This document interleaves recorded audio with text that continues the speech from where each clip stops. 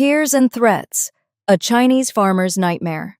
After 500 mu of potatoes were looted, Mr. Zeng from Suzhou, Anhui, never dreamed that the 500 mu of potato land he had contracted would be looted by hundreds of villagers just when the potatoes were ripe and ready to be harvested, with a loss of 150,000 kilograms every day for several consecutive days.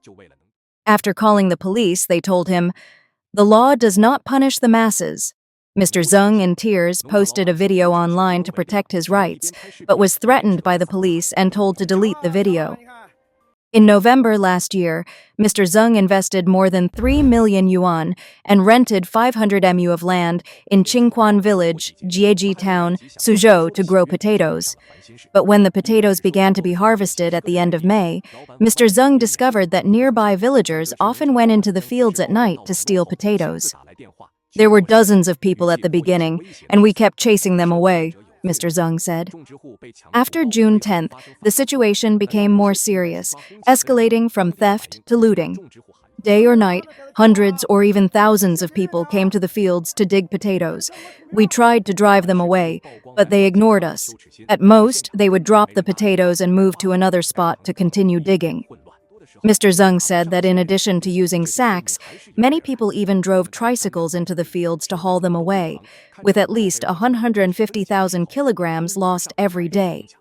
Now, the total loss has reached nearly 1 million kilograms. Initially, Mr. Zeng called the police for help multiple times, but the police told him, "The law does not punish the masses. There are too many people, and we can't do anything." Unable to bear it any longer, Mr. Zeng posted a video of the scene online, but soon the police came to his door and asked him to delete the video, threatening, "With such a big impact, is it good for you?" At noon on June 16th, Mr. Zeng reported that government officials also pressured him to delete the video to reduce the negative impact. In addition, my relatives and friends from all walks of life came to me and advised me not to report it again, saying they were powerless. However, many netizens expressed dissatisfaction with the authorities' handling of the case, saying, "What's the use of such police? Fire them." And "The police are guilty of dereliction of duty, neglect of duty, and bending the law for personal gain." Amid public outcry, the Yangqiao branch of the Suzhou Public Security Bureau in Anhui issued a notice on June 16th, stating that the public security organs have accepted the case for investigation and that the next step will be to handle it in accordance with the law and regulations based on the investigation results. China's middle class is back to poverty, the new three-piece set. Milk tea shops, coffee shops, and taverns have become the new three-piece set, marking the mainland middle class's return to poverty. These once trendy businesses were symbols of freedom and leisure, associated with the pursuit of poetry and distant places. Today, they are mockingly referred to as the three-piece set of bankruptcy, especially among young entrepreneurs who ventured into small businesses after failures in homestays, camping sites, and script-killing parlors. From Beijing, Shanghai, Guangzhou, and Shenzhen to lower-tier cities and counties, such shops have mushroomed rapidly, only to shut down just as fast. Social media is flooded with bankruptcy confession posts as countless shop owners reveal that the oversaturated beverage market and rising rent have crushed their dreams. In some areas, it's said that every block has a milk tea shop, and every week another one closes.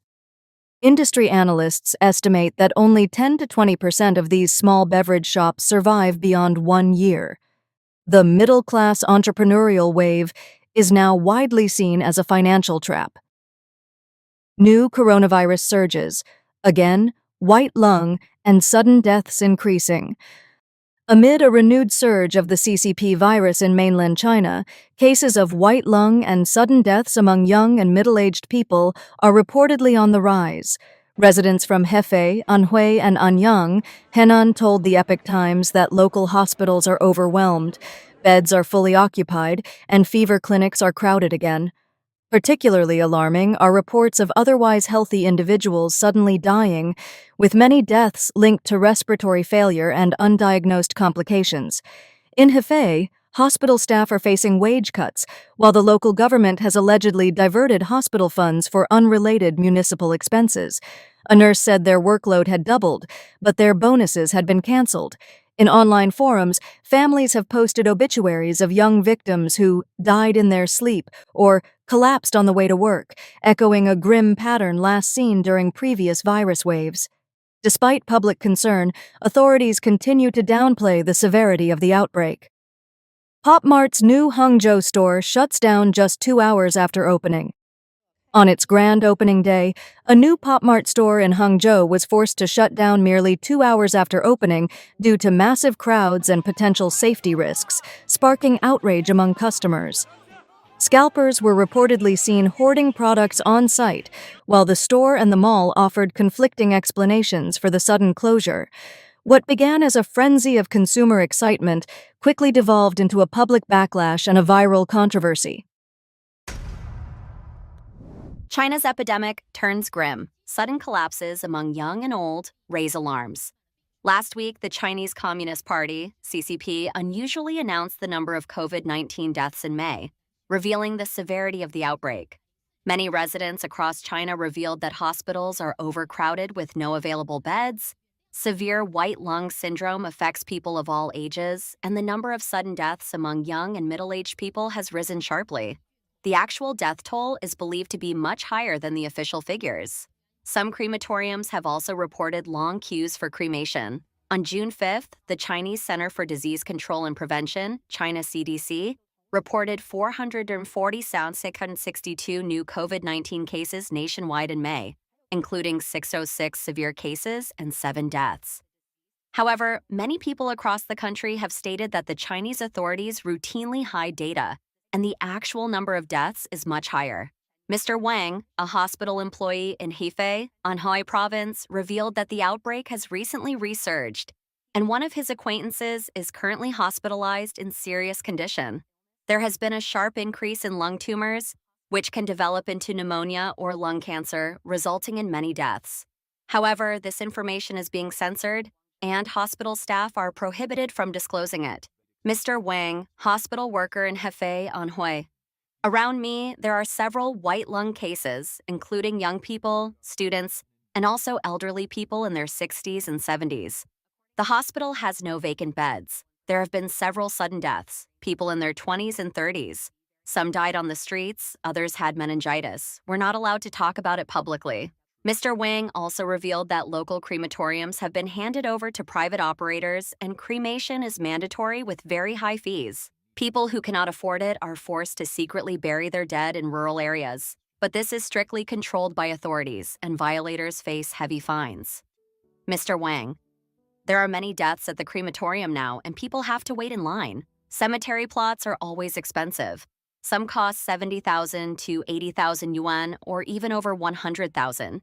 You have to cremate before burying, or else you'll be fined if caught. It's just an extra step and a complete waste. Mr. Hao, a resident of Anyang City, Henan Province, said that many people now have weaker immunity than before, frequently experiencing colds and full-body fatigue. These are believed to be long COVID symptoms. Sudden deaths among young and middle-aged people have significantly increased. Mr. Hao, resident of Anyang, Henan. It just keeps going. Hospitals are always full. This year, sudden deaths have increased, even among the young. People in their 30s to 50s. I know 3 people, all young and previously healthy. They were said to have died of heart disease, but in fact, they had no history of heart problems. Mr. Ma, a resident of Zhejiang, said the pandemic never really went away. 2 middle-aged acquaintances of his died suddenly. One died while on a train for work, and the other while driving on the highway. Mr. Ma, resident of Zhejiang. The situation is quite severe. Sore throats and hospitals are always crowded. Now the media also call it COVID, but ordinary doctors don't dare to say that, as it could get them in trouble. Many young people are dying suddenly. 2 people around me, one over 40, the other over 30, died suddenly. Mr. Li, a resident of Shijiazhuang, Hebei Province, revealed that currently many school children are infected and have to stay home for treatment. Mr. Li, resident of Shijiazhuang, Hebei. Many kids are infected, with high fevers and severe symptoms. It's usually sore throat, still viral, hard to treat, and nothing really works.